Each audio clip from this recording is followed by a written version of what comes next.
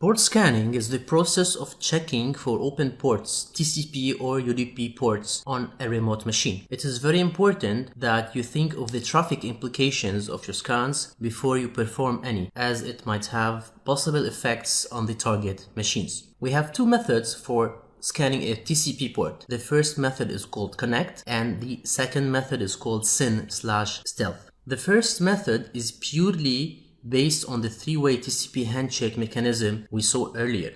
The connect port scanning involves attempting to complete a three-way handshake with the target host on the specific port. If the handshake is totally completed, this indicates that the port is open. As for the SYN scan, it is a TCP port scanning method that involves only sending SYN packet to various ports on the target machine without completing the three-way TCP handshake. If the TCP port is open, a SYN ACK packet should be sent in return, and this means that the port is open without the need to send the final ACK packet to the target machine. It is called stealth because with the early and primitive firewalls, this method, like opening half a three-way handshake connection, often bypass the logging of the firewall.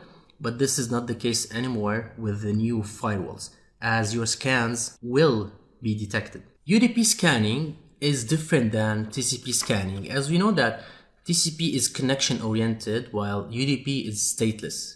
So it doesn't involve the three-way handshake mechanism. So scanning a UDP port is somehow different than scanning a TCP port.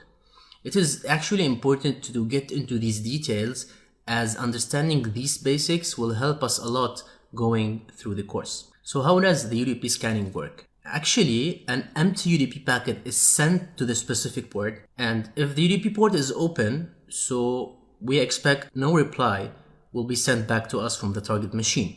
But if the UDP port is closed, an ICMP port unreachable packet should be sent back to us from the target machine. UDP port scanning is somehow unreliable, as firewalls and routers have the option to drop the ICMP packets. So this can be misleading to us. So people often forget to scan UDP services and stick only to scanning TCP ports. One of the most popular and robust port scanners to date is the famous Nmap tool. Believe me if I say that I saw complete penetration testing reports which are totally based only on Nmap tool. So it's a great tool. It's very important to understand because this will help you a lot in your penetration testing career.